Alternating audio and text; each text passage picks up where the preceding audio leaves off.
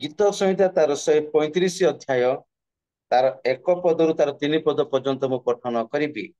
प्रभु वाक्य प्रकार लेखा अछि, तुम्हें माने सदा प्रभुଙ୍କର प्रशंसा कर, तुम्हें माने सदा प्रभु नामर प्रशंसा कर, हे सदा प्रभु दास माने ताहांकर प्रशंसा कर। सदा प्रभु गृह रे आम मान परमेश्वर गृह प्रांगण रे ठिया होई थाओ जे तुम्हें माने सदा प्रभुଙ୍କର प्रशंसा कर, कारण सदा प्रभु मंगलमय। ताहांको नाम उद्देश्य प्रशंसा गान कर, कारण ताहा मन कर। प्रभु वाक्य पठन एवं श्रवण रे आमे समस्त को बहुल भाव आशीर्वाद करंतु। आ ए समय रे मु अनुरोध करूअछि, आमनक मध्य रे प्रभुଙ୍କ दासी अछंती, आ पुरी रु जॉइन करी अछंती, पुरी जिल्ला रु आ एस्टर रानी बेहरा सिस्टर को प्रभु जीशु नाम रे मु स्वागत करी आ प्रभुଙ୍କ दासी सम्मुख को आसीबी आ वर्शिप रे कोडे नेबे। बेहरा सिस्टर अछंती?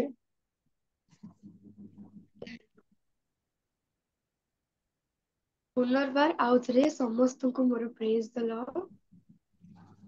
मोर आवाज आपण मन को आसुची कि टिके कहि देबे? आसुची आसुची। आज्ञा। आज दिन पाई आज समय पाई मु प्रभु को धन्यवाद दूची। आपण मन को मते धन्यवाद दूची, पुनर्बार मते सुयोग देले वाक्य को ही प्रभु आम को सृष्टि करी अछंती, तांकर प्रशंसा निमंते से प्रभु आम स्वर देखती कि प्रभु देखती कि को व्यक्ति सत्य मारे प्रभुଙ୍କର आराधना करती से जी जो समस्त प्रभु निकट समर्पित हवा आ प्रभु आराधना करवा। आपण मैंने समस्ते गीत जानती, मो संगे आपण मैंने समस्त मत भल लगे प्रभुଙ୍କର गौरव आम प्रथम गीत गाइबा पवित्र आत्मा।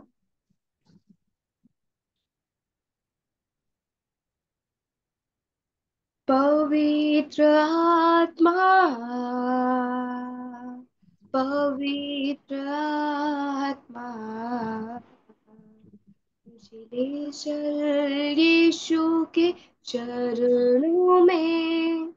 पवित्र आत्मा पवित्र आत्मा पवित्र आत्मा चल यीशु के चरणों में। पवित्र आत्मा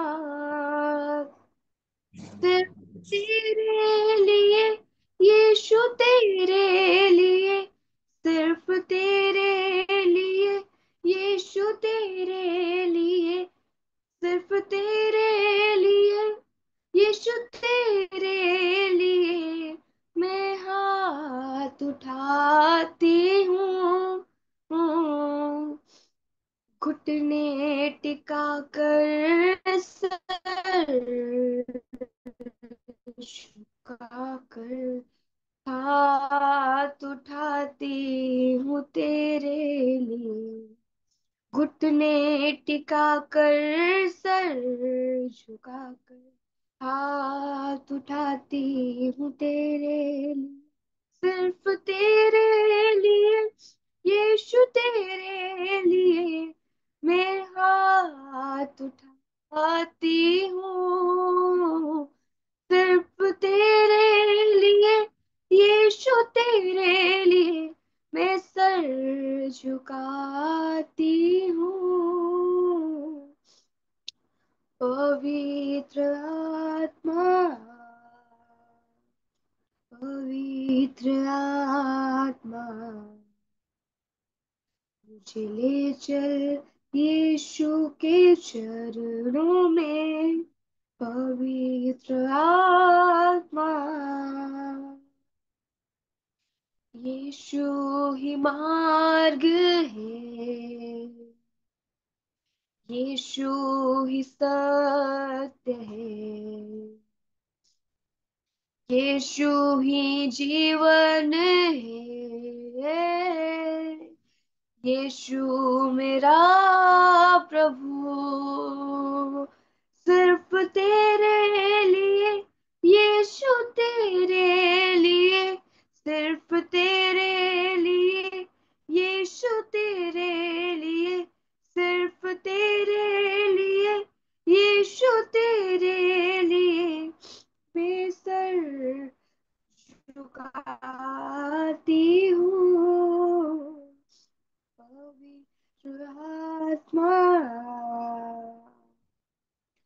पवित्र आत्मा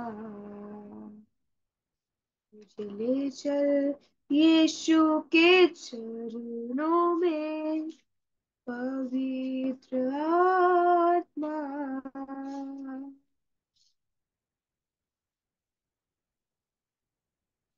प्रभुଙ୍କ नाम धन्यवाद हो। ଆମେ ପ୍ରଭୁଙ୍କର ଆରାଧନା ପାଇଁ ଆଉ ଗୋଟେ ଗୀତ ଗାଇବା, ଯେହେତୁ ସଦାପ୍ରଭୁ ହଉଛନ୍ତି ଆମମାନଙ୍କର ପ୍ରତିପାଳକ। ପ୍ରତ୍ୟେକ ଦିନ ସେ ଆମମାନଙ୍କର ଅବମୋଚନ ସଙ୍ଗେ ସଙ୍ଗେ ଦିନ ଯାକ ଭିତରେ ଆମମାନଙ୍କୁ ପଥ ମଧ୍ୟ କଢାଇ ନିଅନ୍ତି। ସେଥିପାଇଁ এই ଗୀତଟି ଆମମାନେ ପ୍ରତ୍ୟେକ ସଦାପ୍ରଭୁଙ୍କ ଉଦ୍ଦେଶ୍ୟରେ, କେବଳ ସଦାପ୍ରଭୁଙ୍କ ଉଦ୍ଦେଶ୍ୟରେ ଗାନ କରିବା। ସଦାପ୍ରଭୁ ମୋର ପ୍ରତିପାଳକ, ମୋର ଅଭାବ ହେବ ନାହିଁ, ହେବ ନାହିଁ, ହେବ ନାହିଁ। ସଦାପ୍ରଭୁ ମୋର ପ୍ରତିପାଳକ, ମୋର ଅଭାବ ହେବ ହେବ ନାହିଁ, ହେବ ନାହିଁ। ସୁକୋମଳ ତୃଣ ସେଜେ ଶୟନ ମୋ କରାନ୍ତି, ସ୍ଥିର ଜଳ ପାଶେ ପାଶେ ମୋତେ ଧରି ଚଳାନ୍ତି। ଛାୟା ପଥେ ମୋର, ପଦର ଭୟ ନାହିଁ। ହାଲେଲୁୟା। ମୃତ୍ୟୁ ଛାୟା ପଥେ ମୋର, ଆଉ ଆପଦର ଭୟ ନାହିଁ। ସଦାପ୍ରଭୁ ମୋର ପ୍ରତିପାଳକ, ମୋର ଅଭାବ ହେବ ନାହିଁ, ହେବ ନାହିଁ। ପାଶେ ରହି ଶାସନରେ ସାନ୍ତ୍ୱନା ଦିଅନ୍ତି, ମୋ ଶତ୍ରୁ ସମୀପେ ମତେ ଆଶୀର୍ବାଦ କରନ୍ତି। ପାଶେ ରହି ଶାସନରେ ସାନ୍ତ୍ୱନା ଦିଅନ୍ତି, ମୋ ଶତ୍ରୁ ସମୀପେ ମତେ ଆଶୀର୍ବାଦ କରନ୍ତି। ତାହାଙ୍କ ମଙ୍ଗଳ ଦୟା ମତେ କେବେ ଛାଡ଼ିବ ନାହିଁ, ତାହାଙ୍କ ମଙ୍ଗଳ ଦୟା ମତେ କେବେ ଛାଡ଼ିବ ନାହିଁ। ସଦାପ୍ରଭୁ ମୋର ପ୍ରତିପାଳକ, ମୋର ଅଭାବ ହେବ ନାହିଁ, ହେବ ନାହିଁ, ହେବ ନାହିଁ। ସଦାପ୍ରଭୁ ମୋର ପ୍ରତିପାଳକ, ମୋର ଅଭାବ ହେବ ନାହିଁ, ହେବ ନାହିଁ, ହେବ ନାହିଁ।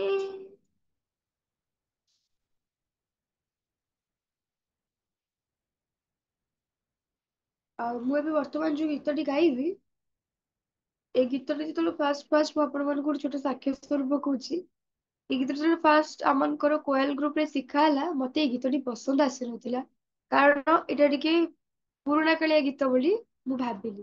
କିନ୍ତୁ ଯେତେବେଳେ ତାର ମର୍ମ ଅର୍ଥ ବୁଝିଲି ଆଉ ପ୍ରଭୁଙ୍କ ନିକଟରେ ପ୍ରାର୍ଥନା କଲି, ଆଉ ଯେତେବେଳେ ପ୍ରଭୁଙ୍କର ସେଇ ଦାସୀ ଆମମାନଙ୍କୁ ଏଇ ଗୀତଟା ଶିଖେଇଲେ, ଆପଣମାନେ ବିଶ୍ୱାସ କରିବେନି, ଆଉ ଯେତେବେଳେ ମୁଁ ଘରେ ପ୍ରେୟାରରେ ଆରାଧନାରେ ବସେ ଆଉ ମୁଁ ଏଇ ଗୀତଟିକି ଗାଏ, କାରଣ ଏଇ ଗୀତର ଭାବ ଅର୍ଥ ଅତି ନିଗୁଡ ତତ୍ତ୍ୱ। ଯେତେବେଳେ ମୁଁ ଆପଣମାନଙ୍କର ଆଗରେ ଏଇ ଗୀତଟି ଗାଇବି, ମୁଁ ଆଶା କରୁଛି ଆପଣମାନେ ପ୍ରତ୍ୟେକ ଯିଏ ଯୋଉ ସ୍ଥାନରେ ଥାଆନ୍ତୁ, ସମସ୍ତେ ନିଜ ନିଜର ଚକ୍ଷୁକୁ ବନ୍ଦ କରିକି ପ୍ରଭୁଙ୍କ ନିକଟରେ ସମର୍ପିତ ହେଇକି ପ୍ରାର୍ଥନା କରିବା ଆଉ ପ୍ରାର୍ଥ ସମୟରେ ନିଜ ନିଜକୁ ସମର୍ପଣ କରିବା। ଆମମାନେ ଯେ ପ୍ରଭୁଙ୍କ ପାଇଁ ଗୋଟେ ପ୍ରସ୍ତୁତ ଜୀବନ କାଟୁଛୁ ସେଇ ଉଦ୍ଦେଶ୍ୟରେ। ହାଲେଲୁୟା। ଆସ ଆଜି ଆମେ କରିବା ନିର୍ମାଣ, ଆସ ଆଜି ଆମେ କରିବା ନିର୍ମାଣ, ହୃଦ ମନ୍ଦିରକୁ ତାଙ୍କରି କାରଣ, ଆସ ଆଜି ଆମେ କରିବା ନିର୍ମାଣ। ପାପ କାଳି ମାରେ ରହିଛି ରେ ଭରି, ମନଟି ଭିତର ପରା, ତାଙ୍କ ଅସନ୍ତୋଷ କେତେ କଥା ପୁଣି ଏ ହୃଦେ ରହିଛି ଭରା, ପାପ କାଳି ମାରେ ରହିଛି ରେ ଭରି, ମନଟି ଭିତର ପରା, ତାଙ୍କ ଅସନ୍ତୋଷ କେତେ କଥା ପୁଣି ଏ ହୃଦେ ରହିଛି ଭରା, ସେ ସବୁକୁ ଧୋଇ ଶୁଦ୍ଧ ପୂତ କରି ପାତିବା ତାଙ୍କ ଆସନ, ଆସ ଆଜି ଆମେ କରିବା ନିର୍ମାଣ, ଏଇ ଛୋଟ ମନ ପ୍ରଭୁଙ୍କ ମନ୍ଦିର, ସଜାଇବା ତାକୁ ଆଜି, ଭଙ୍ଗା ତୁଟା ହୋଇ ନ ରହିବ ଆଉ, ପ୍ରେମ ଫୁଲ ଦେବା ସାଜି, ଏଇ ଛୋଟ ମନ ପ୍ରଭୁଙ୍କ ମନ୍ଦିର, ସଜାଇବା ତାକୁ ଆଜି, ଭଙ୍ଗା ତୁଟା ହୋଇ ନ ରହିବ ଆଉ, ପ୍ରେମ ଫୁଲ ଦେବା ସାଜି, ସରସ ସୁନ୍ଦର କରି ତାଙ୍କ ପାଦେ କରିବାରେ ଅର୍ପଣ, ଆସ ଆଜି ଆମେ କରିବା ନିର୍ମାଣ, ହୃଦ ମନ୍ଦିରକୁ ତାଙ୍କରି କାରଣ, ଆସ ଆଜି ଆମେ କରିବା ନିର୍ମାଣ। ଆସନ୍ତୁ ସମସ୍ତେ ସମର୍ପିତ ହୋଇ ପ୍ରଭୁଙ୍କ ନିକଟରେ ପଦେ ପ୍ରାର୍ଥନା କରିବା। ଧନ୍ୟବାଦ ଦଉଛି ପ୍ରେମିକ ପିତା ପରମେଶ୍ୱର, ଧନ୍ୟବାଦ ଦଉଛି ରାତ୍ରର ପ୍ରତ୍ୟେକଟି ପ୍ରହରରୁ ରକ୍ଷା କଲ, ଆମମାନେ ସମସ୍ତେ ନିଦ୍ରା ଗଲୁ କିନ୍ତୁ ତୁମେ ତୁମର ପବିତ୍ର ଦୂତଙ୍କୁ ଆମମାନଙ୍କ ଗୃହର ଚତୁଃପାର୍ଶ୍ୱରେ ଠିଆ କରାଇଲ ଏବଂ ଆମମାନଙ୍କୁ ସେଇ ସୁରକ୍ଷାର ବାହୁ ଛାୟା ତଳେ ଆବରି ରଖିଲ, ସେଥିପାଇଁ ମୁଁ ଧନ୍ୟବାଦ ଦଉଛି। ହୁଏତ ଆମମାନଙ୍କର ମନର ପ୍ରତ୍ୟେକ ଚିନ୍ତା ଅବିରତ ମନ୍ଦ ମାତ୍ର, କିନ୍ତୁ ତୁମେ ଯେ ଆମମାନଙ୍କୁ ପ୍ରେମ କରୁଅଛ ସେଥିପାଇଁ ମୁଁ ତୁମକୁ ଧନ୍ୟବାଦ ଦଉଛି। ବର୍ତ୍ତମାନ ଏ ପ୍ରାତଃ ସମୟରେ ଆମମାନେ ତୁମର ଆରାଧନା କରିଅଛୁ, ତୁମ ନିକଟରେ କିଛି ସମୟ ସେ ନୈବେଦ୍ୟ ବଳିକୁ ଉତ୍ସର୍ଗ କରିଅଛୁ। ପ୍ରଭୁ ଦୟାକରି ଆମମାନଙ୍କର ସେ ନୈବେଦ୍ୟକୁ ତୁମେ ଗ୍ରହଣ କର ଏବଂ ଆମମାନଙ୍କୁ ତୁମେ ଆହୁରି ଆହୁରି ତୁମ ନିକଟବର୍ତ୍ତୀ ହେଇକି ତୁମର ଉପାସନା କରିବା ପାଇଁ ଆମମାନଙ୍କ ମନରେ ସେ କ୍ଷୁଧା ସେ ତୃଷା ଦିଅ, ଆମମାନଙ୍କ ହୃଦୟକୁ ତୁମେ ନୂତନ ମନ୍ଦିର କର, କାରଣ ଆମମାନଙ୍କ ହୃଦୟ ପବିତ୍ର ଆତ୍ମାଙ୍କ ମନ୍ଦିର। ହେ ପ୍ରଭୁ ଆସ ଆମମାନଙ୍କ ହୃଦୟରେ ନୂତନ ମନ୍ଦିର ନିର୍ମାଣ କରି ତୁମରି ଗୌରବ ପ୍ରଶଂସା ଉଦ୍ଦେଶ୍ୟରେ ବ୍ୟବହାର କର। ଯେ ପ୍ରତ୍ୟେକଟି ଭାଇ ଭଉଣୀ ଆଜି ଆମମାନେ এই ଅନଲାଇନ ମାଧ୍ୟମରେ ଅଛୁ, ସମସ୍ତଙ୍କୁ ତୁମରି ପାଇଁ ବ୍ୟବହାର କର। ଏ ପ୍ରଭୁ ଯାହା କିଛି ପ୍ରୋବ୍ଲେମ ବା ଯାହା କିଛି ବାପା ଇଣ୍ଟରନେଟର କିଛି ପ୍ରୋବ୍ଲେମ ଅସୁବିଧା ସବୁ ତୁମେ ଯୀଶୁଙ୍କ ନାମରେ ଦୂର କର। ଯୋଉ ଭଳି ବାକ୍ୟ ଦେବେ ତାଙ୍କୁ ହଜାଉ ଲୁଚାଉ ତାଙ୍କ ମୁଖ ଦ୍ୱାରା କଥା କୁହ, ଆମମାନଙ୍କୁ ମଧ୍ୟ ପ୍ରସ୍ତୁତ କର, କାରଣ ବାପା ସେଇ ଯୋଉ ବାକ୍ୟ ସେ ଯାହା କହିବେ ଆମମାନଙ୍କ ହୃଦୟରେ ତା ଯେମିତି ଫଳପ୍ରଦ ହେବାକୁ ପାରିବ ଦୟା କର। ମତେ ସୁନ୍ଦର ସୁଯୋଗ ଦେଲ ତୁମ ପାଇଁ तुम निकटरे किछि समय भक्ति भरे श्रद्धा भरे आराधना करने को धन्यवाद।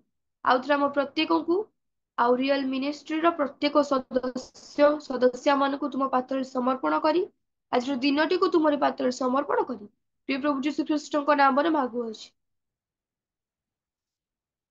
धन्यवाद। आउ थे प्रत्येक को मोर प्रेज देगा। धन्यवाद सिस्टर, बहुत सुंदर भाव में आप वर्शिप करिसेंती। प्रभु आपन को बहुल भाव में आशीर्वाद करंतु आपनकर भविष्य को प्रभु उज्जवलमय करंतु। आसंतु एस्टर रानी बेहरा भौणी को पाई को उच्च करताल माने देबा। Praise the Lord. Praise। आओ एई समय रे ईश्वरंकर वाक्य को आमने श्रवण करिया पाई जिबा। वाक्य को सुनिबा पूर्वरु आमने प्रार्थना करिबा। वर्शिप करिथिबा प्रभु को दासी एस्टर रानी बेहरा भौणी को पाई प्रार्थना करिबा। ता सहित वाक्य नै आसुथिबा प्रभु को दासी हेमलता सोना मैडम को पाई प्रार्थना करिबा। एवं अच्छी सुंदर भाव में इंटरसेसरी प्रेयर परिचालना करथिले प्रभु को दास रेवरेंड प्रमोद परिचा सार को पाई प्रार्थना करिबा।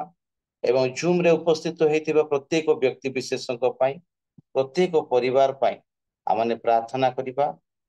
मो देह भी टिके असुस्थ अच्छी सुस्थता निमंते मध्य प्रार्थना रे स्मरण करिबे। सब विषय नै कि प्रार्थना करिबे। आमान को मध्य अछंती प्रभु को दास पालक राजेश प्रधान आज्ञा अछंती से समस्त विषय नै कि संक्षिप्त रे प्रार्थना करिबे। धन्यवाद आज्ञा सुंदर सुजोग पाई। समस्त को नमस्कार। Praise the Lord. आसंतु आमे प्रार्थना करिबा। क्षमा चाहे मु वीडियो ऑन करि पारुनी। ओके आसंतु आमे प्रार्थना करिबा। धन्यवाद धन्यवाद धन्यवाद धन्यवाद दौछु पिता परमेश्वर तुमर से पवित्र नाम को धन्यवाद दी बापा तुमर से महान अनुग्रह आशीर्वाद दया करुणा को प्रभु तुम्हें केते दया करिछ अनुग्रह करिछ पिता परमेश्वर तुमर से बाहु छाया तले हमको आवरी रखिछ धन्यवाद दौछि। एतले बापा प्रार्थना करुछि तुमर दास प्रभु प्रार्थना रो अनुरोध रखिछंती पिता परमेश्वर तांकर देह असुस्थ अछि प्रभु गो तुम्हें ए रियल मिनिस्ट्री जो प्रार्थना रो गृह निर्माण करिछ पिता परमेश्वर तुम्हें तांको मुख्य भाव में रखिछ पिता परमेश्वर तांको हृदय तुम्हें कथा कहिछ ए रियल मिनिस्ट्री गृह निर्माण करबा निमंते प्रभु गो तुम्हें आशीर्वाद कर दया कर प्रभु घर मुख्य जदि असुस्थ थाए प्रभु प्रत्येक मध्य असुस्थ अनुभव करती पिता परमेश्वर आज हृदय सहित प्रार्थना करुछु प्रभु गो तुम्हें तांको छुई सुस्थता दियो प्रभु से जेपरी सुस्थता पाई प्रभु निज मुहरे प्रभु तुमर गौरव करिवे प्रशंसा करिवे से कहिवे जे मु आज सुस्थता पाइछि तुमरी सकाशे प्रभु गो धन्यवाद दौछु प्रभु तुम्हें तांको आशीर्वाद करो संपूर्ण सुस्थता दे तुम्हें गौरव प्रशंसा पाओ एतरे बापा प्रार्थना करे प्रमोद आज्ञा तुम्हें मुख द्वारा प्रभु इंटरसेसरी प्रेयर रे कढ़ाई नेल धन्यवाद दौछि प्रार्थना करथिबा प्रत्येक दास दासी को तुमरी चंतले समर्पण करुछि प्रभु प्रत्येक को तुम्हें आशीर्वाद करो हृदय सहित तुमर पवित्र चंतले प्रभु प्रार्थना रो अनुरोध रखिछंती पिता परमेश्वर विश्वास गुणे प्रभु तुम्हें फलप्रद कर उत्तर दियो एतरे बापा प्रार्थना करे झियो एस्टरानी बेहरा को तुमरी चंतले समर्पण करे पवित्र प्रेममय प्रभु जीशु तुम्हें तांको दया कर आशीर्वाद कर प्रभु गो तुम्हें तांको मुख देई प्रभु आराधना गौरव प्रशंसा पाइछ बोली धन्यवाद दौछि प्रभु तुम्हें तांको आहुरी अनेक प्रभु अनेक जगह रे व्यवहृत करी तुम्हें तुमरी निमंते प्रभु संपूर्ण रूपे तुम्हें तांको गढ़ी तोल पिता परमेश्वर एतरे बापा प्रार्थना करे प्रभु गो तुमर वाक्य नहीं आसुथिबा तुमर दासी पिता परमेश्वर तांको तुमरी चंतले समर्पण करे प्रभु तांको भजाओ लुचाओ तांको मुख देई प्रभु तुमर से वाक्य पवित्र माना तुम्हें प्रभु प्रत्येक को दियो पिता परमेश्वर प्रत्येक तुमर से आत्मिक आहार पाई जेपरी परितृप्त हेबे प्रभु आज दिन प्रत्येक दिन जेपरी 100 गुण 60 गुण फल फलिबा को पारिबे प्रभु तुम्हें दया कर गौरव तुम्हें नियो प्रशंसा तुम्हें प्रभु इंटरनेट जेपरी कौन सी प्रॉब्लम न रहिबो पिता परमेश्वर तुम्हें दया कर गौरव महिमा कर्ता आपण जुगे जुगे तुमर हो प्रार्थना सुनिल धन्यवाद पुणी रियल मिनिस्टर प्रत्येक परिवार को तुम्हारी चंतले समर्पण करे प्रभु ଏହା ଶେଷ ହେଲା ପରେ ପ୍ରତ୍ୟେକ ନିଜ କାର୍ଯ୍ୟରେ ଯିବ, ପ୍ରତ୍ୟେକଙ୍କୁ ତୁମେ ଆଶୀର୍ବାଦ କର, ପ୍ରତ୍ୟେକ ପରିବାରର ସମସ୍ତ ଭାର ତୁମେ ବହନ କରି ତୁମେ ଗୌରବ ପ୍ରଶଂସା ପାଅ ବୋଲି ପ୍ରାର୍ଥନା ପ୍ରିୟ ପ୍ରଭୁ ଯୀଶୁଙ୍କ ନାମରେ ମାଗିଲେ ପିତା, ଆମେନ୍। ଧନ୍ୟବାଦ ଆଜ୍ଞା। ଆମେନ୍ ଆମେନ୍। ଧନ୍ୟବାଦ, ବହୁତ ଧନ୍ୟବାଦ। ପ୍ରଭୁ ଆଶୀର୍ବାଦ କରନ୍ତୁ। ବର୍ତ୍ତମାନ ପ୍ରଭୁଙ୍କର ସେଇ ଜୀବନ୍ତ ବାକ୍ୟକୁ ଆମେ ଶ୍ରବଣ କରିବା ପାଇଁ ଯିବା। ଆଉ ମୁଁ ଅନୁରୋଧ କରୁଛି, ଯଦି ଆପଣମାନେ ଠିକ ଜାଗାରେ ଅଛନ୍ତି, କମ୍ଫର୍ଟେବଲ ଜାଗାରେ ବସିଛନ୍ତି, ପ୍ରଭୁଙ୍କର ଗୌରବ ନିମନ୍ତେ, ଭକ୍ତିଙ୍କ ଉତ୍ସାହିତ ନିମନ୍ତେ, ପରସ୍ପରକୁ ଉତ୍ସାହିତ କରିବା ନିମନ୍ତେ ଆପଣମାନେ ଭିଡିଓ ଅନ୍ କରିକି ବସି ପାରିବେ। ଯେତେବେଳେ ଭିଡିଓ ଅନ୍ କରି ବସିବା, ତେବେ ପ୍ରଚାର କରିବା ପ୍ରଭୁଙ୍କର ଦାସ ଦାସୀଙ୍କୁ ମଧ୍ୟ ବହୁତ ଭଲ ଲାଗିବ, ଖୁସି ଲାଗିବ। ଯଦି ସମସ୍ତଙ୍କର ଭିଡିଓ ଅଫ୍ ହେଇଥିବ ଆଉ ତାଙ୍କୁ ଲାଗିବ ଯେ ନିଜେ ଅଇନାରେ ପ୍ରଚାର କଲା ଭଳିଆ ତାଙ୍କୁ ଲାଗିବ। ତେବେ ଆମମାନଙ୍କ ମଧ୍ୟରେ ଆଜି ପ୍ରଭୁଙ୍କ ଦାସୀ ଅଛନ୍ତି, ସମସ୍ତଙ୍କର ଅତି ପ୍ରିୟ, ଆଉ ଆମମାନଙ୍କର ପରିଚୟ ଆଜ୍ଞା କୁହନ୍ତି ସୁନାମୁଣ୍ଡି ଦିଦି ବୋଲି କୁହନ୍ତି। ଆଉ ଆମମାନଙ୍କର ସମସ୍ତଙ୍କର ଅତି ପ୍ରିୟ ଦିଦି, ଆଉ ତାଙ୍କୁ ପ୍ରଭୁ ମାଇଟି ଭାବରେ ବ୍ୟବହାର କରନ୍ତି, ଅଫଲାଇନରେ ଅନଲାଇନରେ। ଏବଂ ବଲାଙ୍ଗୀର ଏରିଆରେ ସେ ଜଣେ ଲିଡର, ଲେଡିଜ ଲିଡର ଅଟନ୍ତି। ଆଉ ତାଙ୍କୁ ସେଇଭଳିଆ ମଧ୍ୟ ପ୍ରଭୁ ବଲାଙ୍ଗୀର ଜିଲ୍ଲାରେ ତାଙ୍କୁ ବ୍ୟବହାର କରୁଅଛନ୍ତି। ଆଉ ଆଜି ତାଙ୍କ ମୁଖରୁ ଆମମାନେ ପୁନରୁତ୍ଥିତ ପ୍ରଭୁ ଯୀଶୁ ଖ୍ରୀଷ୍ଟଙ୍କର ତୃତୀୟ ବାଣୀକୁ ଆମମାନେ ଶ୍ରବଣ କରିବା ପାଇଁ ଯିବା। ଆମମାନେ ସମସ୍ତେ ଜାଣିଛୁ ଯେ ଯେତେବେଳେ ଯୀଶୁ ଖ୍ରୀଷ୍ଟ କ୍ରୁଶରେ ଥିଲେ, ସେ 7ଟି ବାଣୀ କହିଥିଲେ। ଆଉ ଯୀଶୁ ଖ୍ରୀଷ୍ଟ ମୋ ପାଇଁ, ଆପଣ ମାନଙ୍କ ପାଇଁ, ଏ ଜଗତରେ ଥିବା ପ୍ରତ୍ୟେକ ଲୋକମାନଙ୍କ ପାଇଁ ସେ ମୃତ୍ୟୁବରଣ କଲେ, ତୃତୀୟ ଦିନରେ ପୁନରୁତ୍ଥିତ ହେଲେ। ଆଉ ପୁନରୁତ୍ଥିତ ହେଲା ପରେ କେତେ ଦିନ ଜଗତରେ ଥିଲେ, କି କହିପାରିବେ କି? ଟିକେ ଅନମ୍ୟୁଟ କରିକି କିଏ କହିପାରିବେ? 40 ପୁନରୁତ୍ଥିତ ଦିନ ହେଲା ପରେ 40 ଆଜ୍ଞା ଦିନ 40 ଦିନ ଜଗତରେ ଥିଲେ। ଯେତେବେଳେ ଯୀଶୁ ଖ୍ରୀଷ୍ଟ ଜଗତରେ 40 ଦିନ ଥିଲେ, ଏଇ 40 ଦିନ ମଧ୍ୟରେ ଅନେକ କଥୋପକଥନ କରିଛନ୍ତି ତାଙ୍କର ଶିଷ୍ୟ ମାନଙ୍କ ସହିତ। ଆଉ ସେ ମଧ୍ୟରୁ 7ଟି ଇମ୍ପୋର୍ଟାଣ୍ଟ କଥା ଗୁଡାକ ମଧ୍ୟ ପ୍ରଭୁ ଯୀଶୁ ଖ୍ରୀଷ୍ଟ କହି ଅଛନ୍ତି।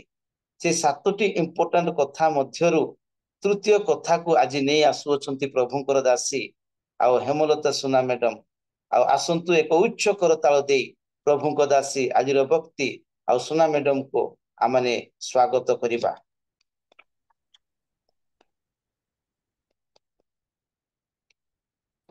ସୁନା ଦିଦି ଆସନ୍ତୁ ଏବଂ ବାକ୍ୟକୁ ପରିବେଷଣ କରନ୍ତୁ। ଧନ୍ୟବାଦ ଭାଇ, ପ୍ରଭୁ ଆଶୀର୍ବାଦ କରନ୍ତୁ ସମସ୍ତଙ୍କୁ। ପ୍ରେଜ ଦ ଲର୍ଡ, ନମସ୍କାର। ମତେ ସୁଯୋଗ ଦେଇଥିବା ହେତୁ ପିଟର ଭାଇଙ୍କୁ ମଧ୍ୟ ବିଶେଷ ଧନ୍ୟବାଦ ଦିଏ। ଆଜି ପରି ଗୋଟେ ଦିନରେ ମତେ ସେ ସୁଯୋଗ ଦେଇ ଅଛନ୍ତି। ମୁଁ କରି ଅଯୋଗ୍ୟକୁ ଏତେ ଗୁଡିଏ ସେ ପ୍ରଶଂସା କରିଗଲେ, ସେ ପ୍ରଶଂସା ଗୁଡିକ ମୋ ପାଇଁ ଯୋଗ୍ୟ ନୁହେଁ, ମୁଁ ସେଥିର ଯୋଗ୍ୟ ନାହିଁ। କିନ୍ତୁ ପ୍ରଭୁ ଗୌରବ ପାଆନ୍ତୁ। ଯଦି ସେ ବ୍ୟବହାର କରୁଛନ୍ତି, ତାଙ୍କର ଗୌରବ ଉଦ୍ଦେଶ୍ୟରେ ବ୍ୟବହାର କରୁଛନ୍ତି ମାତ୍ର, ଆଉ ସେଥିପାଇଁ ପ୍ରଭୁଙ୍କର ଗୌରବ ହଉ।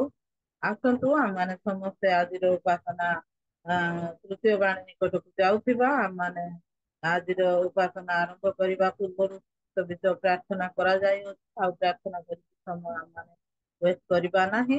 ଆଉ ଭଲରେ ଶୁଭୁଛି? ମୋର ଆବାଜ ଭଲରେ ଶୁଭୁଛି? ଠିକ ଅଛି। ଆମମାନେ ଆଜି ଅଧ୍ୟୟନ କରିବା ପ୍ରଭୁ ଯୀଶୁ ଖ୍ରୀଷ୍ଟଙ୍କର ଆଉ ପୁନରୁତ୍ଥାନର ଶବ୍ଦ ବାଣୀ ମଧ୍ୟରୁ ତୃତୀୟ ବାଣୀକୁ ଆଜି ଆମମାନେ ଆଲୋଚନା କରୁଥିବା। ଆଜି ଆମମାନେ ଅଧ୍ୟୟନ କରିବା ଯୋହନ ତାର 20 ପର୍ବ ଆଉ 22 ପଦକୁ ଅଧ୍ୟୟନ କରିବା। ସେ ଏହା କହି ସେମାନଙ୍କ ଉପରେ ପ୍ରଶ୍ୱାସ ଛାଡି ସେମାନଙ୍କୁ କହିଲେ, ପବିତ୍ର ଆତ୍ମାଙ୍କୁ ଗ୍ରହଣ କର। ପ୍ରଭୁ ଏହି ପଠିତ ବାକ୍ୟ ବୁଝିବା ନିମନ୍ତେ ଆମ ପ୍ରତ୍ୟେକଙ୍କୁ ସାହାଯ୍ୟ କରନ୍ତୁ। ଆମେନ୍। ଆମମାନେ ଦେଖୁଛୁ ଏଇ ସ୍ଥାନରେ ପ୍ରଭୁ ଯୀଶୁ ଖ୍ରୀଷ୍ଟ ସେ 7 ବାଣୀ କହିଲେ, ଆଉ ସେ ମଧ୍ୟରୁ ତୃତୀୟ ବାଣୀରେ କହୁଛନ୍ତି ପବିତ୍ର ଆତ୍ମାଙ୍କୁ ଗ୍ରହଣ କର। ଆଉ ଏଇ ପବିତ୍ର ଆତ୍ମାକୁ ଗ୍ରହଣ କର, ଏଇଟା ହଉଛି ବେଷ୍ଟ ଇମ୍ପୋର୍ଟାଣ୍ଟ ବାଣୀ। ଆଉ ପବିତ୍ର ଆତ୍ମାକୁ ଗ୍ରହଣ କରିବାଟା ଅନ୍ୟ ଅନ୍ୟ ବିଷୟ ଦେଖୁ, ଆହୁରି ଅନେକ ବାଣୀ ରହିଛି। ସେଇ ବାଣୀ ଗୁଡିକରେ ଆଉ ପ୍ରଥମ ବାଣୀ ଯେତେବେଳେ ଆମମାନେ ଶୁଣିଛୁ, ଆଉ ସେଥିରେ ସେ କହୁଥିଲେ, ଗୋ ନାରୀ କାହିଁକି ରୋଦନ କରୁଛ, କାହାର ଅନ୍ୱେଷଣ କରୁଛ ବୋଲିକି ମରିୟମଙ୍କୁ ସେ କହୁଛନ୍ତି। ତାପରେ ଦ୍ୱିତୀୟ ବାଣୀରେ ସେ କହୁଛନ୍ତି, ତୁମ୍ଭ ମାନଙ୍କର ଶାନ୍ତି ହଉ ବୋଲି ତାଙ୍କର ଶିଷ୍ୟ ମାନଙ୍କ ନିକଟରେ କହୁଛନ୍ତି। ଆଉ ଆଜି ଯେତେବେଳେ ଆମେ ଦେଖୁଛୁ ପବିତ୍ର ଆତ୍ମାକୁ ଗ୍ରହଣ କର, ତାପରେ ମଧ୍ୟ ଚତୁର୍ଥ ପଞ୍ଚମ ବାଣୀ ମାନଙ୍କୁ ଯେତେବେଳେ ଯାଉଥିବା ସେତେବେଳେ ଅନ୍ୟାନ୍ୟ ବିଷୟ ଅଛି, କିନ୍ତୁ ଆଜି ଯୋଉଟା ଅଛି ପବିତ୍ର ଆତ୍ମାକୁ ଗ୍ରହଣ କର। ପବିତ୍ର ଆତ୍ମାକୁ ଗ୍ରହଣ କରିବା। ପବିତ୍ର ଆତ୍ମା କିଏ ଅଟନ୍ତି ଆଉ ପବିତ୍ର ଆତ୍ମା କାହିଁକି ଗ୍ରହଣ କରିବା, ଆମେ ଏ ବିଷୟକୁ ଦେଖିବା। ସେ ପବିତ୍ର ଆତ୍ମା ହଉଛନ୍ତି ତ୍ରିତ୍ୱ ଈଶ୍ୱରଙ୍କର ଏକ ରୂପ ବା ଜଣେ ସଦସ୍ୟ। ତ୍ରିତ୍ୱ ଈଶ୍ୱର ପିତା ପୁତ୍ର ପବିତ୍ର ଆତ୍ମା 3 ଜଣ ସଦସ୍ୟଙ୍କ ଭିତରୁ ପବିତ୍ର ଆତ୍ମା ଗୋଟେ ସଦସ୍ୟ ଅଟନ୍ତି। କିନ୍ତୁ ଏମାନେ ପବିତ୍ର ଆତ୍ମା ପିତା ପୁତ୍ର ପବିତ୍ର ଆତ୍ମା 3 ଜଣ ଆଉ 3ଟା ରୂପ ବୋଲିକି ଯଦି ଆମମାନେ କହିବା, ପିତା ପୁତ୍ର ପବିତ୍ର ଆତ୍ମା ବୋଲିକି 3 ଜଣ ଯଦି ବୋଲିକି ଆମମାନେ କହିବା, କିନ୍ତୁ 3 ଜଣ ହେଲେ ମଧ୍ୟ ଏମାନେ ଭିନ୍ନ ନୁହନ୍ତି ବା କୌଣସି ପିତାଙ୍କର ଅଂଶ ବିଶେଷ ନୁହନ୍ତି। ଏମାନେ ପ୍ରତ୍ୟେକ ଆଉ ଈଶ୍ୱର ଅଟନ୍ତି। ପିତା ମଧ୍ୟ ଈଶ୍ୱର, ପୁତ୍ର ମଧ୍ୟ ଈଶ୍ୱର, ପବିତ୍ର ଆତ୍ମା ମଧ୍ୟ ଈଶ୍ୱର ଅଟନ୍ତି। ଆଉ ଏଇ 3 ଜଣଙ୍କୁ ଏକ ଈଶ୍ୱର ବୋଲିକି ଆମମାନେ ଜାଣିଛୁ। ତ ଆଜି ଆମମାନେ ଦେଖୁଛୁ ଏଇ ତ୍ରିତ୍ୱ ଈଶ୍ୱରଙ୍କ ମଧ୍ୟରୁ ପବିତ୍ର ଆତ୍ମା ଈଶ୍ୱରଙ୍କର ବିଷୟ ଆମମାନେ ଯେତେବେଳେ ଅଧ୍ୟୟନ କରୁଛୁ, ସେତେବେଳେ ଆମମାନେ ଦେଖୁଛୁ ପିତା ଈଶ୍ୱର କୋଉଠି ଅଛନ୍ତି? ସ୍ୱର୍ଗରେ ଅଛନ୍ତି। ପୁତ୍ର ଈଶ୍ୱର ଧରା ପୃଷ୍ଠକୁ ଆସିଲେ ମନୁଷ୍ୟ ରୂପ ନେଇକି ସେ ଜନ୍ମଗ୍ରହଣ କଲେ ବୋଲି ତାଙ୍କୁ ମନୁଷ୍ୟ ପୁତ୍ର ବୋଲିକି କୁହାଗଲା। ପବିତ୍ର ଆତ୍ମା ଈଶ୍ୱର ସିଏ କଣ କଲେ? ପ୍ରତ୍ୟେକ ବିଶ୍ୱାସୀ ମାନଙ୍କ ହୃଦୟରେ ବାସ କରନ୍ତି। ଗୋଟେ ଈଶ୍ୱର ସ୍ୱର୍ଗରେ ବାସ କରୁଛନ୍ତି, ଗୋଟେ ଈଶ୍ୱର ପୃଥିବୀକୁ ଆସିଲେ, ଆଉ ଗୋଟେ ଈଶ୍ୱର ବିଶ୍ୱାସୀ ମାନଙ୍କର ଅନ୍ତରରେ ବାସ କରୁଛନ୍ତି ବା ହୃଦୟରେ ବାସ କରୁଛନ୍ତି। ଆଉ ସେଇ 3 ଜଣ ଈଶ୍ୱରଙ୍କ ମଧ୍ୟରୁ ଆଜି ପବିତ୍ର ଆତ୍ମା ଈଶ୍ୱରଙ୍କୁ ଆମମାନେ ଗ୍ରହଣ କରିବା ବିଷୟ ଆଲୋଚନା କରିବା। ଆଉ ଏଇ ପବିତ୍ର ଆତ୍ମାଙ୍କର କାର୍ଯ୍ୟ ସବୁ କଣ, ଆଉ ପବିତ୍ର ଆତ୍ମା କିଏ ଆମମାନେ ଜାଣିଲେ, ଆଉ ଏଇ ପବିତ୍ର ଆତ୍ମାଙ୍କର କାର୍ଯ୍ୟ କଣ, ତାହା ଆମମାନେ ଆଜି ଦେଖିବା। ଆମମାନେ ଯେତେବେଳେ ଦେଖିବା ଯେ ପବିତ୍ର ଆତ୍ମା ପ୍ରଭୁ ଯୀଶୁ ଖ୍ରୀଷ୍ଟ ମାଥ୍ୟୁ ତାର 28 ପର୍ବ 19 ପଦରେ କହୁଛନ୍ତି ଯେ ସେ କହୁଛନ୍ତି କଣ ବୋଲିକି ନା ତୁମେ ପିତା ପୁତ୍ର ଆଉ ପବିତ୍ର ଆତ୍ମାଙ୍କ ନାମରେ ବାପ୍ତିସ୍ମ ଦିଅ ବୋଲିକି ଶିଷ୍ୟମାନଙ୍କୁ କହୁଛନ୍ତି। ପିତା ପୁତ୍ର ପବିତ୍ର ଆତ୍ମାଙ୍କ ନାମରେ ବାପ୍ତିସ୍ମ ଦିଅ। ଆମେ ଯେତେବେଳେ ପ୍ରଥମ ଗୋଟେ ଖ୍ରୀଷ୍ଟିଆନ ଭାବରେ ଆମମାନେ ଯେତେବେଳେ ଏଇ ଜଗତରେ ପରିଚିତ ହଉଛୁ ବା ପ୍ରଭୁକୁ ସ୍ୱୀକାର କରୁଛୁ ସର୍ବ ସମ୍ମୁଖରେ, ଆଉ ସେତେବେଳେ ଆମମାନଙ୍କର ପ୍ରଥମ ଷ୍ଟେପ ହଉଛି ବାପ୍ତିସ୍ମ ନେବାଟା। ଆଉ ଏଇ ବାପ୍ତିସ୍ମଟା ଆମମାନେ କଣ କରିଛୁ ନା ପିତା ପୁତ୍ର ପବିତ୍ର ଆତ୍ମାଙ୍କ ନାମରେ ବାପ୍ତିସ୍ମ ଗ୍ରହଣ କରିବା ପାଇଁ ପ୍ରଭୁ ସେ କାହାକୁ ଛାଡି ନାହାନ୍ତି? ପିତାଙ୍କୁ ଛାଡି ନାହାନ୍ତି, ପୁତ୍ରକୁ ଛାଡି ନାହାନ୍ତି କି ପବିତ୍ର ଆତ୍ମାକୁ। 3 ଜଣଙ୍କୁ ଏକ ସଙ୍ଗରେ ସ୍ୱୀକାର କରିବା ନିମନ୍ତେ ସେ ଆମମାନଙ୍କୁ ଆଦେଶ ଦେଇଛନ୍ତି ବା ଆଜ୍ଞା ଦେଇଛନ୍ତି। ଆଉ ସେଇଟା ପିତା ପୁତ୍ର ପବିତ୍ର ଆତ୍ମାଙ୍କ ନାମରେ କଣ କରାଯିବ ନା ବାପ୍ତିସ୍ମ ଗ୍ରହଣ କରିବା। ତାପରେ ଆମମାନେ ଦେଖୁଛୁ 2 Corinthians 13 ପଦରେ ମଧ୍ୟ ପାଉଲ ଲେଖୁଛନ୍ତି ସେ କଣ ବୋଲିକି ଆଶିଷ ଭିକ୍ଷା। ଆମେ ଯେତେବେଳେ ପ୍ରାର୍ଥନା ଆମର ଉପାସନା ସମାପ୍ତ କରୁଛୁ, ଶେଷ ଆଶିଷ ଭିକ୍ଷା ଆମେ ଯେତେବେଳେ କରୁଛୁ, ସେତେବେଳେ ଆମେ କଣ ବୋଲିକି କରୁଛୁ ନା ପିତା ଈଶ୍ୱରଙ୍କର ଅନୁଗ୍ରହ ଆଉ ପିତା ଈଶ୍ୱରଙ୍କର ପ୍ରଭୁ ଯୀଶୁ ଖ୍ରୀଷ୍ଟଙ୍କର ଅନୁଗ୍ରହ ଆଉ ପିତା ଈଶ୍ୱରଙ୍କର ପ୍ରେମ ପବିତ୍ର ଆତ୍ମାଙ୍କର ସହଭାଗିତା ଆମ ସମସ୍ତଙ୍କ ପ୍ରତି ବର୍ଷୁ ବୋଲିକି ଆମମାନେ କଣ ପ୍ରାର୍ଥନା କରୁଛୁ। ଅର୍ଥାତ୍ ପିତା ପୁତ୍ର ପବିତ୍ର ଆତ୍ମା 3 ଜଣକୁ ଏଇ ସ୍ଥାନରେ ଉପସ୍ଥାପନା କରାଯାଉଛି। ତ ଆମମାନେ ଦେଖୁଛୁ ପବିତ୍ର ଆତ୍ମା ଭିନ୍ନ ନୁହନ୍ତି କି ଅନ୍ୟ ଜଣେ ସଦସ୍ୟ ନୁହନ୍ତି, 3 ଜଣ ଏକ ଈଶ୍ୱର ଅଟନ୍ତି। ଆଉ ଏହି ପବିତ୍ର ଆତ୍ମା ସେ କଣ କରୁଥିଲେ ନା ସୃଷ୍ଟିର ପୁରା ଆଦି କାଳରେ ଆଉ ସୃଷ୍ଟି କାର୍ଯ୍ୟରେ ମଧ୍ୟ ସେ ସକ୍ରିୟ ଥିଲେ। ଯେତେବେଳେ ଜଗତ ସୃଷ୍ଟି ହେଲା ସେତେବେଳେ ମଧ୍ୟ ଆଉ ପବିତ୍ର ଆତ୍ମା କଣ ଥିଲେ ନା ସକ୍ରିୟ ଥିଲେ। ଆମମାନେ ଦେଖିବାକୁ ପାଉଛୁ ଯେତେବେଳେ ଆଦି ପୁସ୍ତକ 1:1-2 ପଦକୁ ଆମମାନେ ଅଧ୍ୟୟନ କରିବା, ସେଇ ସ୍ଥାନରେ କଣ ବୋଲି ଲେଖାଯାଉଛି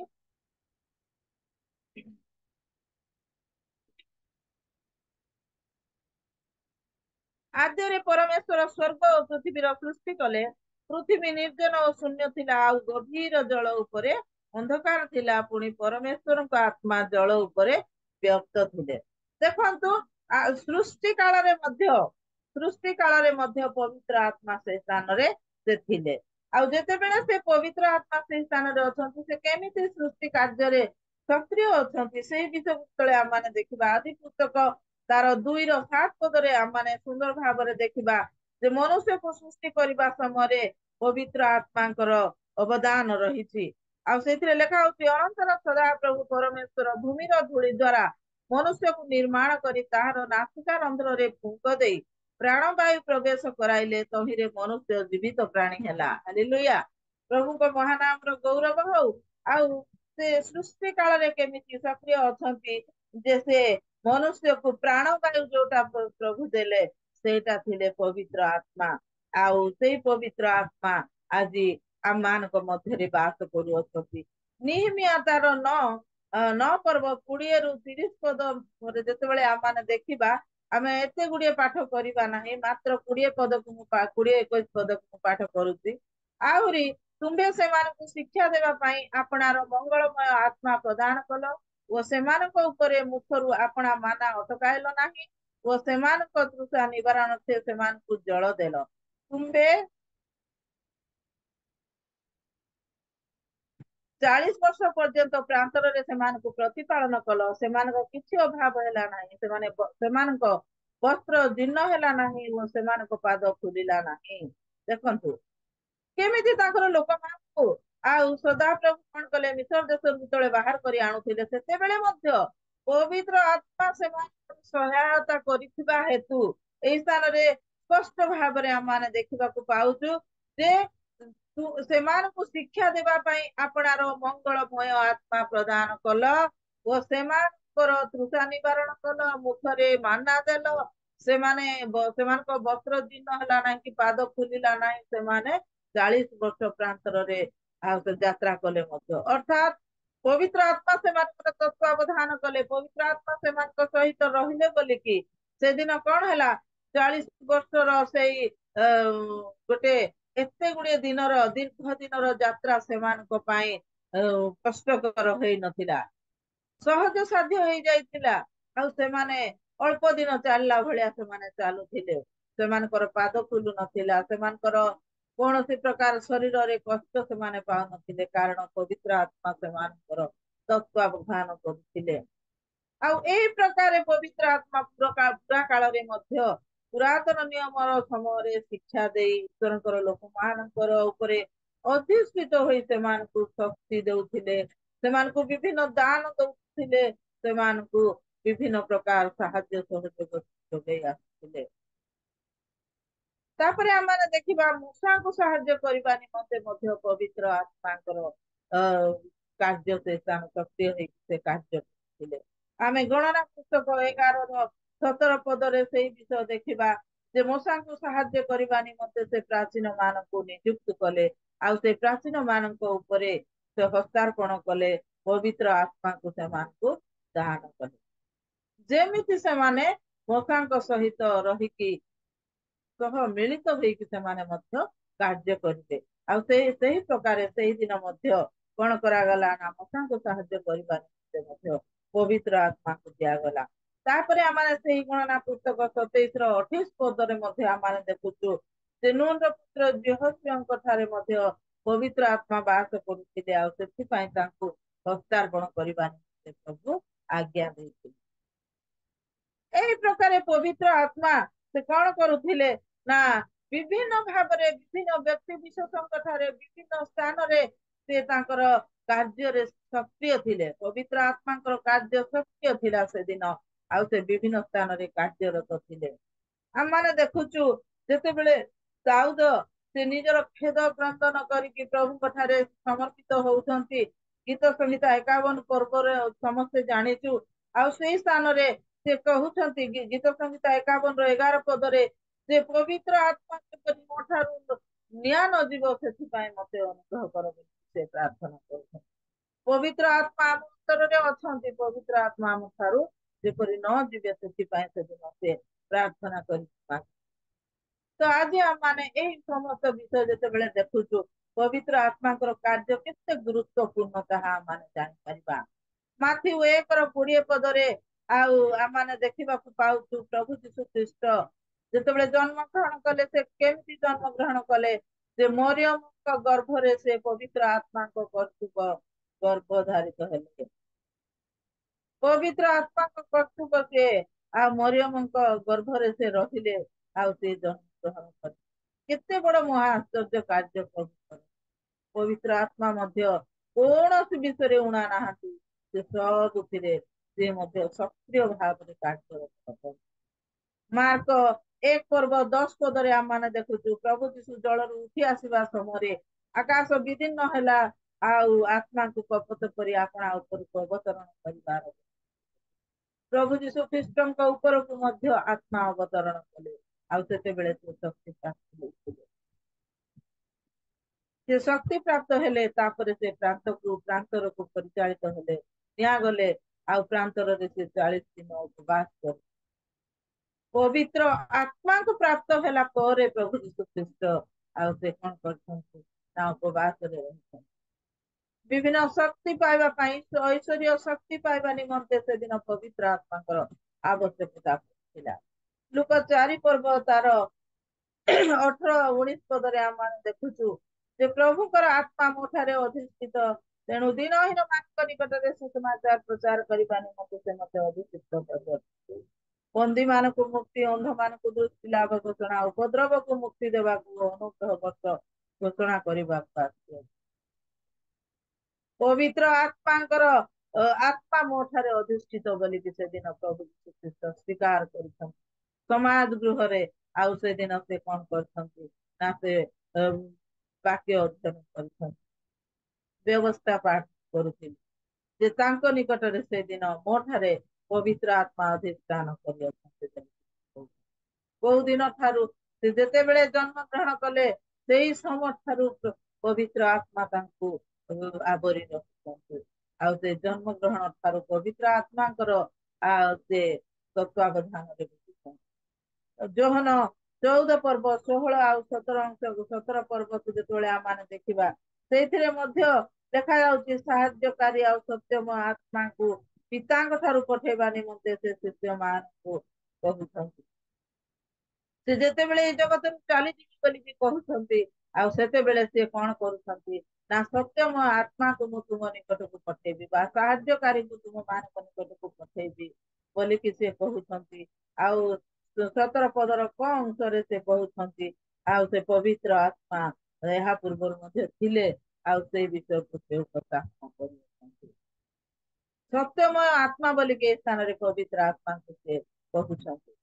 ଆଉ ବର୍ତ୍ତମାନ ଆମ ମାନଙ୍କର ନୂତନ ନିୟମ ଯୁଗରେ ନୂତନ ନିୟମରେ ମଧ୍ୟ ପ୍ରଭୁ ଯୀଶୁ ଖ୍ରୀଷ୍ଟଙ୍କ ସମୟରେ ମଧ୍ୟ ଆଉ ତାଙ୍କ ପରେ ମଧ୍ୟ ଆମମାନେ ଦେଖିବାକୁ ପାଉଛୁ ଯେ ପବିତ୍ର ଆତ୍ମା ସକ୍ରିୟ ଅଂଶଗ୍ରହଣ କରିଛନ୍ତି ପ୍ରତ୍ୟେକ ସ୍ଥଳରେ। ଯୋହନ 14:17 ପ୍ରଭୁ ଯୀଶୁ କହୁଛନ୍ତି ଅର୍ଥାତ୍ ସେଇ ସତ୍ୟମୟ ଆତ୍ମାକୁ ଦେବେ, ଜଗତ ତାହାକୁ ଗ୍ରହଣ କରିପାରେ ନାହିଁ କାରଣ ଜଗତ ତାହାକୁ ଦେଖେ ନାହିଁ କିମ୍ବା ଜାଣେ ନାହିଁ। ତୁମ୍ଭେମାନେ ତାହାଙ୍କୁ ଜାଣ କାରଣ ସେ ତୁମମାନଙ୍କ ସାଙ୍ଗରେ ଥାଆନ୍ତି ପୁଣି ସେ ତୁମମାନଙ୍କ ଅନ୍ତରରେ ରହିବେ। ସେ ଆମମାନଙ୍କ ଅନ୍ତରରେ ବାସ କରିବେ। ସେଇ ସତ୍ୟମୟ ଆତ୍ମା ଆମମାନଙ୍କ ଅନ୍ତରରେ ବାସ କରିବେ ଆଉ ସେ ଜଗତ ସେହି ପବିତ୍ର ଆତ୍ମାକୁ ଜାଣନ୍ତି ନାହିଁ କିନ୍ତୁ କଣ କରିବେ ନା ତୁମେମାନେ ତାହାକୁ ଜାଣ ନାହିଁ କାରଣ ସେ ତୁମମାନଙ୍କର ସାଙ୍ଗରେ ଥାଆନ୍ତି ପୁଣି ସେ ତୁମମାନଙ୍କ ଅନ୍ତରରେ ରହିବେ। ଅଦୃଶ୍ୟ ଭାବରେ ପବିତ୍ର ଆତ୍ମା ରହୁଛନ୍ତି କିନ୍ତୁ ସେ ଅଦୃଶ୍ୟ ଭାବରେ ଥିଲେ ମଧ୍ୟ ତାଙ୍କର କାର୍ଯ୍ୟଟା ଦୃଶ୍ୟମାନ ହଉଛି। ସେ ନିଜେ ଅଦୃଶ୍ୟ କିନ୍ତୁ ତାଙ୍କର କାର୍ଯ୍ୟଟା ଦୃଶ୍ୟମାନ ଅଟେ। ଏଇ ପ୍ରକାର ପବିତ୍ର ଆତ୍ମାଙ୍କର କାର୍ଯ୍ୟ ଆଉ ରହିଅଛି। ତ ଆମମାନେ ଦେଖୁଛୁ ଯୋହନ 20:22 ପଦରେ ଯୋଉଟା ଆଜି ଆମମାନଙ୍କର ଟପିକ ଯେ ଯୀଶୁ ଆପଣାର ସ୍ୱର୍ଗାରୋହଣ ପୂର୍ବେ ଆପଣାର ଶିଷ୍ୟ ମାନଙ୍କ ଉପରେ ପ୍ରସ୍ତାବ ଛାଡି କହିଲେ ପବିତ୍ର ଆତ୍ମାକୁ ଗ୍ରହଣ କର, ପବିତ୍ର ଆତ୍ମାକୁ ଗ୍ରହଣ କର। ଆଜି ସେଇ ପବିତ୍ର ଆତ୍ମାକୁ ଗ୍ରହଣ କରିବା ନିମନ୍ତେ ଶିଷ୍ୟ ମାନଙ୍କୁ ସେ ଶକ୍ତି ପ୍ରଦାନ କରୁଅଛନ୍ତି କାରଣ ଶକ୍ତି ପ୍ରାପ୍ତ ନ ହେବା ପର୍ଯ୍ୟନ୍ତ ଶିଷ୍ୟମାନେ କିଛି କାର୍ଯ୍ୟରେ ଅଗ୍ରସର ହେଇ ପାରୁନଥିଲେ। ଯେତେବେଳେ ଶକ୍ତି ପାଇଲେ ଆଉ ତାପରେ ସେମାନେ ବିଭିନ୍ନ କାର୍ଯ୍ୟରେ ଲାଗିଲେ। आमे जेतेबेले देखुचु जे प्रेरित तार 2 पर्व 1-4 पदरे आम माने देखुचु जे से माने विभिन्न भाषा रे आउ कोन हेले ना से माने आत्मा रे परिपूर्ण हेले आउ विभिन्न भाषा रे कथा कहबा से माने पेंटिकस्ट दिवस रे से माने आत्मा प्राप्त हेले आउ विभिन्न भाषा रे से माने कथा कहबा लागिले अर्थात पवित्र आत्मांकर दान से माने पाइले आ पवित्र आत्मा को दान पाइबा द्वारा से माने शक्ति प्राप्त हेले आ प्रेरित 1-8 पदरे आ माने देखुछु आ पवित्र आत्मा से मान को ऊपर अवतीर्ण होते से माने शक्ति प्राप्त हेले बोली कि से स्थान रे हम पाठ करू तापरे प्रेरित 2 तार 1-4 पदरे मध्य आ माने देखुछु जे से माने पवित्र आत्मा रे पूर्ण हेले आउ अन्य अन्य भाषा रे जते बेले से माने कथावार्ता करूछंती जते बेले से माने पवित्र आत्मा रे पूर्ण हेले तते बेले से माने कोन करूछंती ना से मानकर एटीट्यूड ता बदली जाईची से मानकर स्वभाव बदली जाईची से माने कोन करूछंती ना विभिन्न भाषा रे प्रभुଙ୍କର प्रशंसा करूछंती गौरव कथा हेले बोली कि आमे जते बेले एई स्थान रे पढुछु कथा हेले माने विभिन्न भाषा रे से कथा हेले सेरा कथा ही ना परस्पर सहित सुख दुख ही ना से माने ईश्वरଙ୍କର प्रशंसा करिसंती विभिन्न भाषा रे से जो जहा को जो प्रकार भाषा आसीती आ सही प्रकार भाषा रे से माने प्रभुଙ୍କର आराधना करिसंती प्रशंसा कर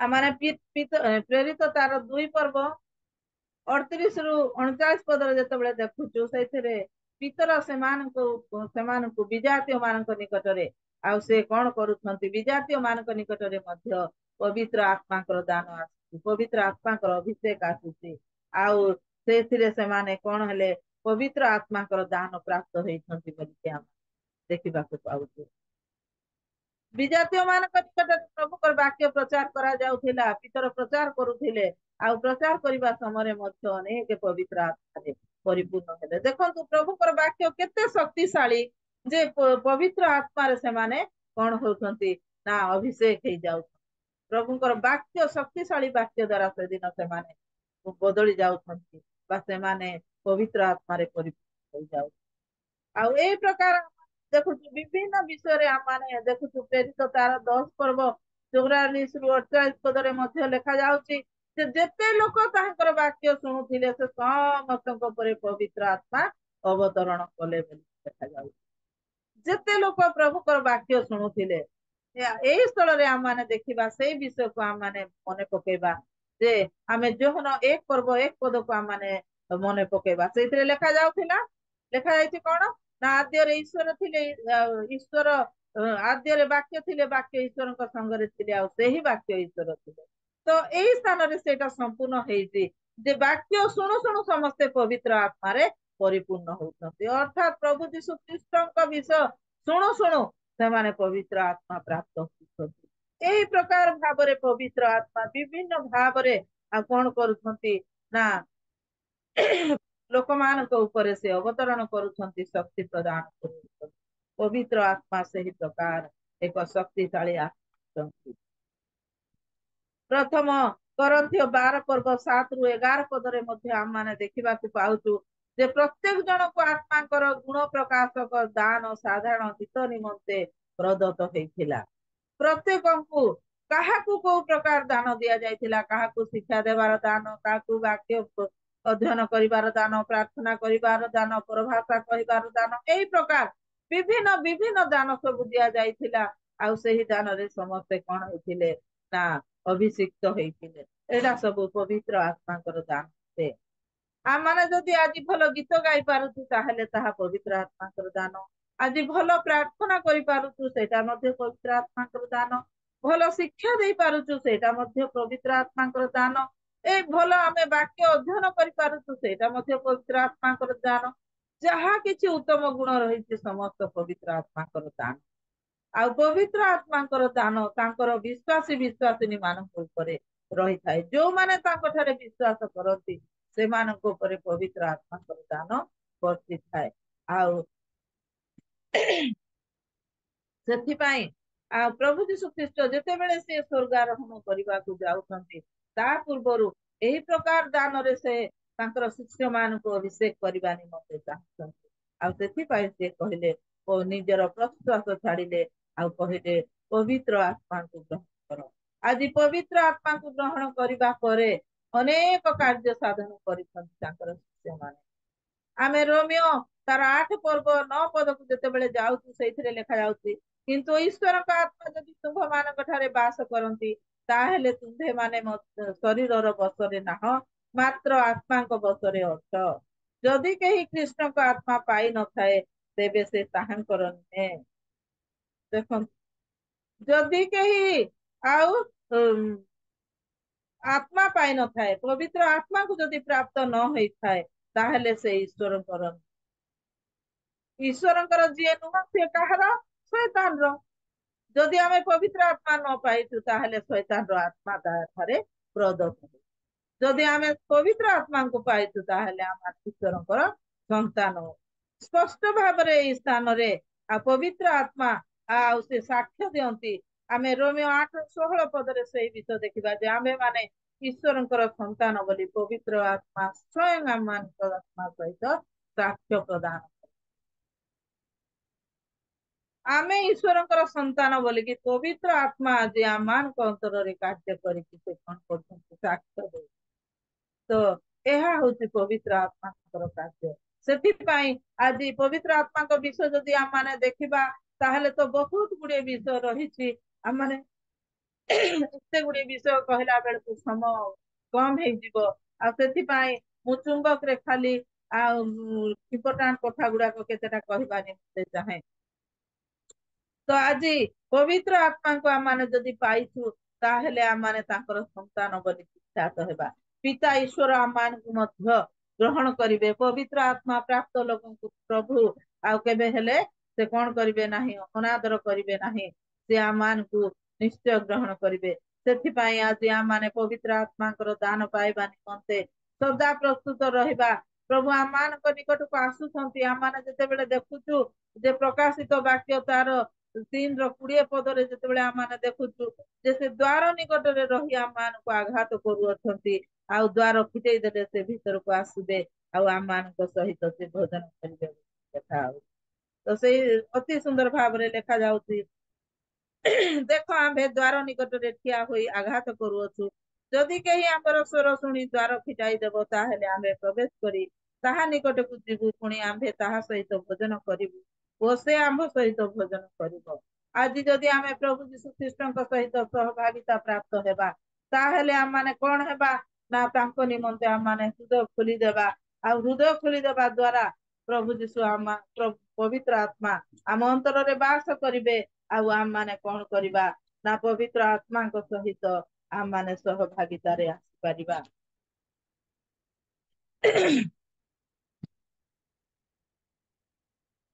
ଆମମାନେ ଦେଖିବା ଯେ ପବିତ୍ର ଆତ୍ମାଙ୍କର କାର୍ଯ୍ୟ ସକଳ ବିଷୟ ଯେତେବେଳେ ଆମମାନେ ଦେଖିଲେ ସମସ୍ତ ବିଷୟକୁ ଆମମାନେ ଆଜି ଜାଣିପାରିଲେ।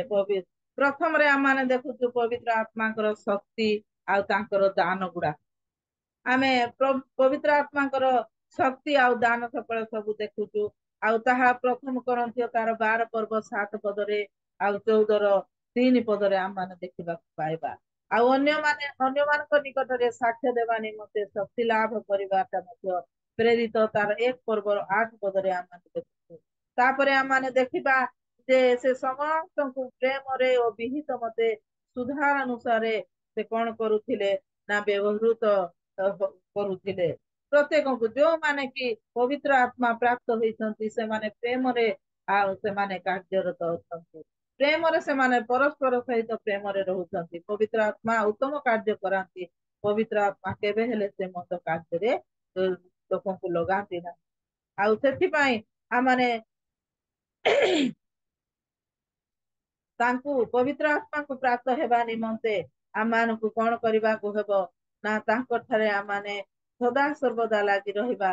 ଆଉ ପିତା ପୁତ୍ର ପବିତ୍ର ଆତ୍ମା 3 ଜଣଙ୍କୁ ଆମମାନଙ୍କୁ ଗ୍ରହଣ କରିବାକୁ ପଡିବ। 3 ଜଣଙ୍କର ଆଜ୍ଞା ପାଳନ କରିବାକୁ ପଡିବ।